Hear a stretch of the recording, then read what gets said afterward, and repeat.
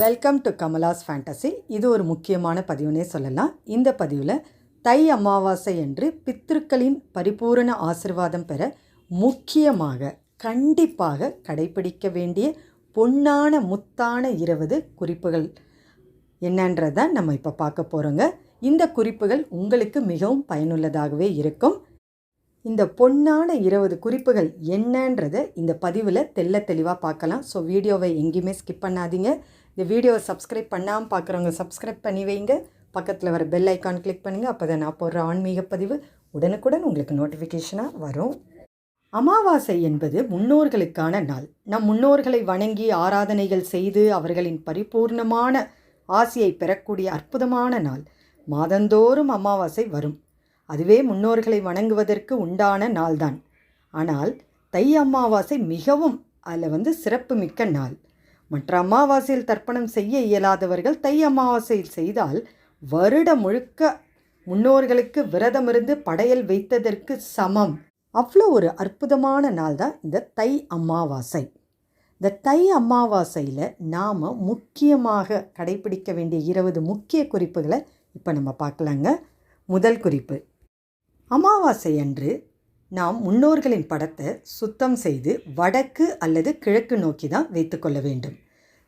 அந்த படத்திற்கு சந்தனம் குங்குமம் கண்டிப்பாக இட வேண்டும். படத்திற்கு துளசி மாலை அல்லது வில்வ மாலை சாற்றுவது மிக நல்லது. இரண்டாவது குறிப்பு, சிறு தட்டில் மறைந்தவர் பயன்படுத்திய துணி நகை கண்ணாடி கண்டிப்பாக வைக்கணும். மூன்றாவது குறிப்பு, 2 குத்து விளக்குகள் வைத்து ஒரு முகம் ஏற்றி வைத்தால் போதுமானது. மறைந்தவருக்கு பிடித்த இனிப்பு காரம் பழங்கள் படையலாக நம்ம வைக்கணும். நான்காவது குறிப்பு, தங்கள் குல வழக்கப்படி முழு தலைவாழை இலை படையல் போட்டு நாம் சாமி கும்பிடுங்க.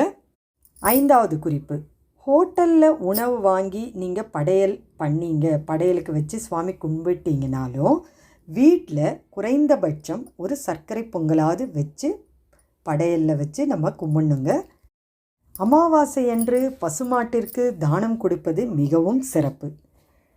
அப்போ நம்ம என்ன செய்யணும்னா, அதற்கு முதல் நாளே கோதுமை, இந்த தவிடு, அகத்திக்கீரை, வெல்லம், வாழைப்பழம் இந்த 3ஐயும் நம்ம என்ன செய்யணும், ஒன்றாக கலந்து முதல் நாளே நம்ம ஊற வச்சிடணும்.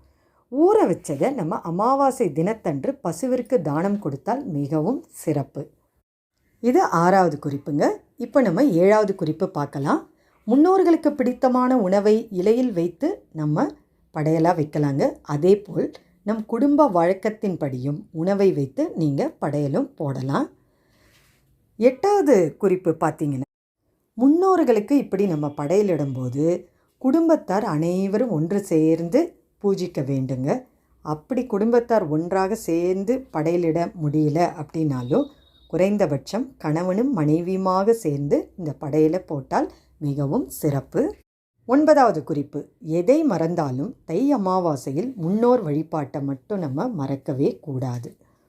பிப்ரவரி 9ஆம் தேதி வெள்ளிக்கிழமை 2024 நாளை தாங்க தை அமாவாசை.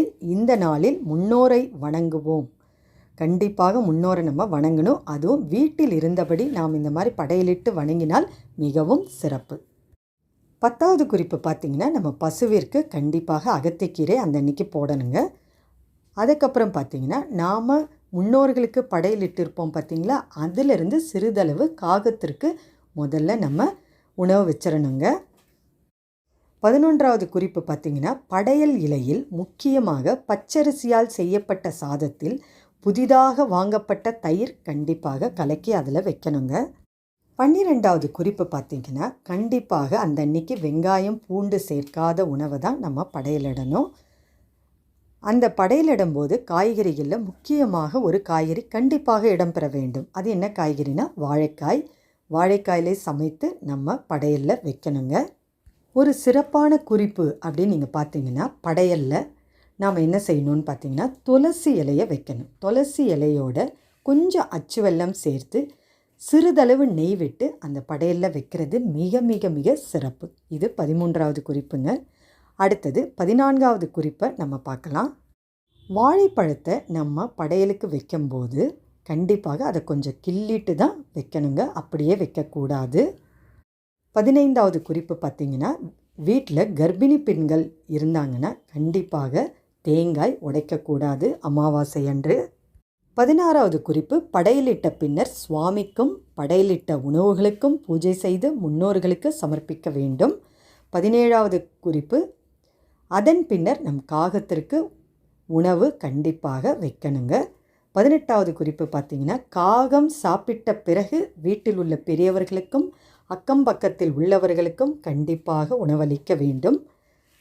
19வது குறிப்பு பார்த்திங்கன்னா, அமாவாசை என்று, அதிலும் முக்கியமாக தை அமாவாசை என்று தானம் செய்ய வேண்டும். அதிலும் அன்னதானம் செஞ்சிங்கன்னா மிக மிக மிக சிறப்பு. முன்னோர்கள் மனசு குளிரும். நீங்கள் அன்னதானம் செஞ்சிங்கன்னா அன்னதானம் அந்த அன்னைக்கு செய்வது மிகவும் நல்லது. கடைசி மிக முக்கிய குறிப்பாக நாம் பார்க்கக்கூடிய 20வது குறிப்பு பார்த்திங்கன்னா, அன்னதானம் அந்த அன்னைக்கு செய்ய முடியல அப்படின்னா ஏழை எளிய மக்களுக்கு உங்களால் முடிஞ்ச பொருளுதவி ஏதாவது செஞ்சாலும் அதுவும் அன்னதானத்திற்கு சமமாகுங்க. இந்த மாதிரி தை அமாவாசை என்று நாம் கடைப்பிடிக்க வேண்டிய முக்கிய பொன்னான 20 குறிப்புகளில் நீங்கள் தெரிஞ்சுக்கிட்டு இருப்பீங்கன்னு நினைக்கிறேன். இந்த பதிவு உங்களுக்கு ரொம்பவே பிடிச்சிருந்தால் லைக் பண்ணுங்கள், உங்கள் உற்றார் உறவினருக்கும் ஷேர் பண்ணிவிடுங்க. அடுத்த ஒரு நல்ல ஆன்மீக பதிவோடு உங்களை சந்திக்க வரேன்.